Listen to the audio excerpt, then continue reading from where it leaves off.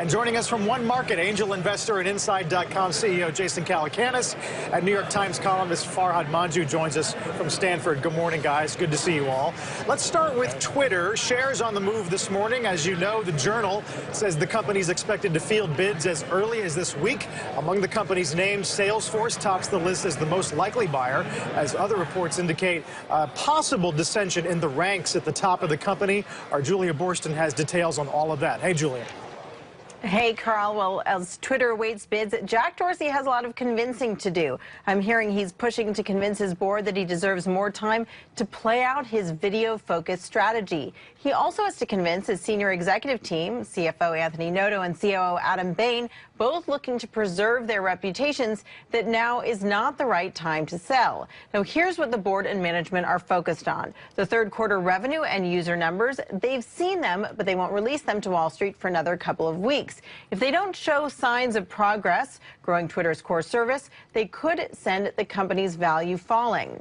They're also watching the early results from the NFL streaming deal. The video numbers are pretty good, but sources tell me the initiative has likely not bolstered the company's core user number.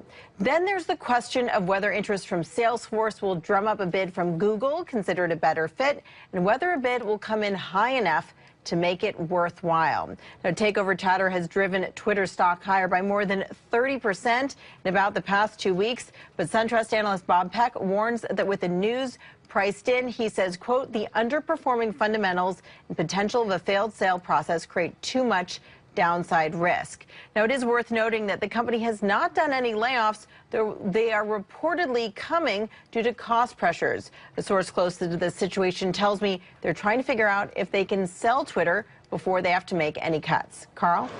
Julia Borston with that news. Julia, thank you so much for that. Jason, you know all these guys involved. How much credence do you put in these reports about Ev having one idea, Jack having another? Yeah, I think Ev and Jack have had two ideas since the inception of the company. And, you know, they've obviously gone back and forth running the company. I think what we've learned from this is that a halftime CEO is a bad idea. A halftime CEO of a very challenged company is a horrible idea. Jack just hasn't been able to focus on the company enough. The product hasn't moved quick enough. And, yeah, video's been great. 300 million users. It hasn't grown.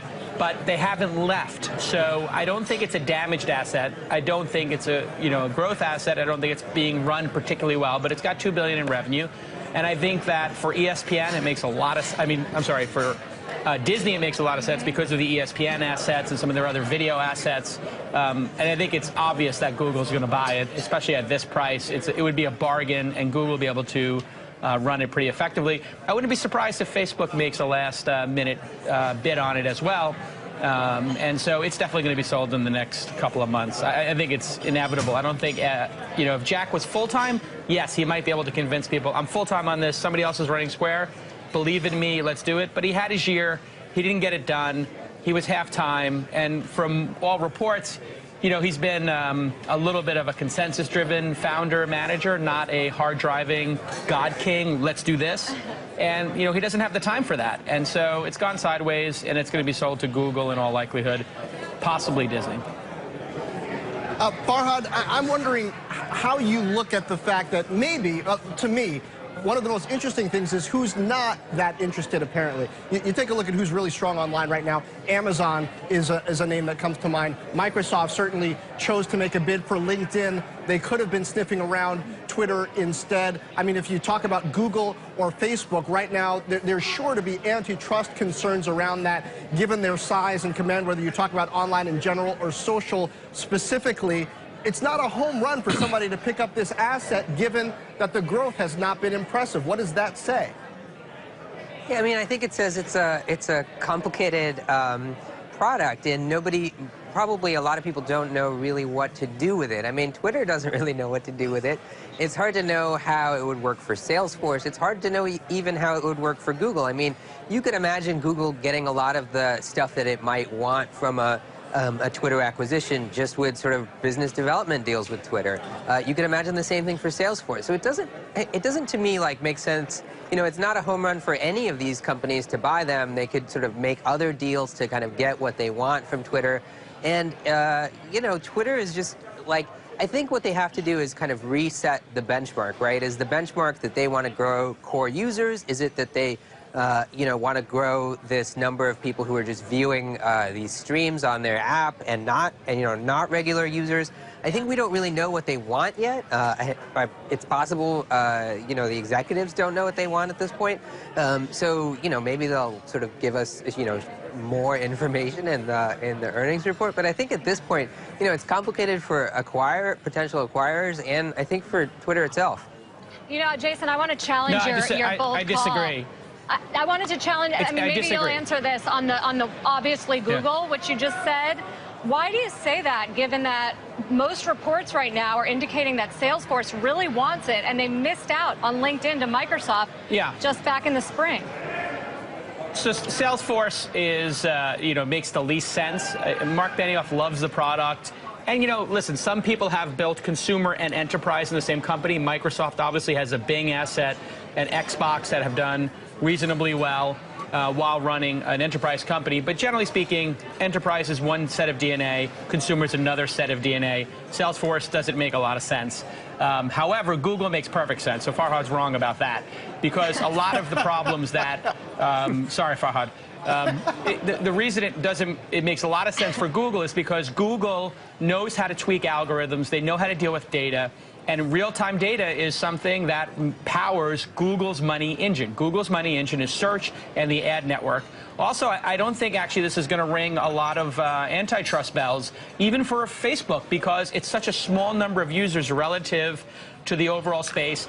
And really, I think what antitrust people would be looking at is the overall advertising market, of which the online advertising market, this is only $2 billion. This is a minor piece of it. So I think actually Facebook could buy this. And I think Mark Benioff's making a lot of noise. It happens to be Dreamforce this week. I think it's not a coincidence that he's making a lot of noise to get a lot of attention about this. And he's a fan of the product. And I think he sincerely believes he could buy it and run it better. Farhad, but it really makes sense for Google, and it really makes sense for Disney. I'm going to let you have 30 more seconds. I mean, I think a lot of people have this idea that there's just this hidden trove of data in Twitter. It's possible. It's possible Google could do a lot with it and get a lot of information from it. But what matters though is like if people are actually using it and if that user number is growing. Because without that, the data's going to go away. And I'm not sure that Google, would be good at improving that. I mean, Google doesn't have a great track record at social products anyway. And if to see them as the savior for Twitter, I'm not sure. It $100 billion company. They did shepherd YouTube to a $100 billion value company. So they are very good at managing a brand that isn't the core brand. So that makes them perfect for it. Fair enough. One thing we've learned quickly is we can go 10 minutes easily talking about this fun parlor company. Game. Other news, guys, a good morning for Bezos as Amazon trades near some all-time highs. Company's introducing a new service called Prime Reading, giving all Prime members access to a library of books and magazines if they don't own a Kindle or Fire tablet. Just this morning, Bezos tops Vanity Fair's 2016 new establishment list ahead of Zuckerberg and Evan Spiegel. Farhad, how does Bezos top this year? Record highs, obviously dominating all of his large-scale rivals, adored by the media. I'm not sure what happens next.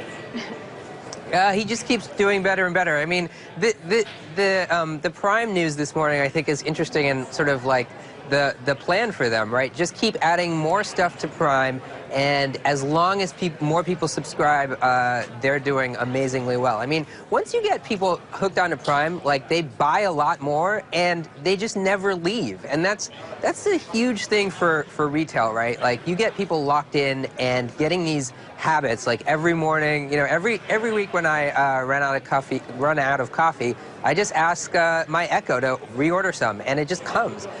More and more of those kinds of commerce, like automatic commerce, I think it's hard to see how they could fail at this point. Carl, I think part of what we're seeing here, with Amazon is just a great example of this flywheel of data-driven product quality and then growth driven by that product quality from the data. I mean, from the beginning, Amazon has been very open, and Bezos has talked about this, about how they collect data on the user, but they're very open with the user about the data that they're collecting, and that allows them to improve at a rate that competitors have trouble matching. Twitter has been very different along these lines. They've suffered with some product issues around trolls, around usability, and really didn't fix those early enough on. It's really hard to fix something down the line once you discover you have a growth problem. And now Amazon and some other properties like Facebook and the ones it's picked up have this escape velocity, and that, I think, is a big part of the narrative that we're watching here in tech around mobile, around cloud, around social. Yeah, Jason, it does feel like this is sort of a three-pronged move, adding Prime customers, getting the data on their customers. They've also got this new Kindle Unlimited service that they're trying to offer that they started this fall for $10 a month. Right now, 80% of people who have Amazon Prime are very, very satisfied with it, according to surveys. And what people don't realize is exactly how many people have Amazon Prime. Amazon doesn't release these numbers, but it's upwards of 70 million people, and it's grown 50% in the last year. This is the yum yum product of all yum yum products, like literally $7 billion. And who on air right now doesn't have Amazon Prime? Please raise your hand if you don't have it. You all have it. You all use it constantly. And if somebody doesn't have it, they're being financially... Exactly. You're financially irresponsible for not having it. And at $8 a month, I think it's half price right now. I think it's a $15 a month product. You know, in the United States, Netflix has 49, 50 million subscribers. This has 70 million, and nobody even knows about this product. And so I think this has unlimited upside. He's going to keep adding stuff to it. Amazon will be the first $1 trillion company, market cap. Guys, we got to get you two in the same room. This was a great way to start the hour. Jason Calacanis, Farhad Manjoo, thank you so much for joining us today.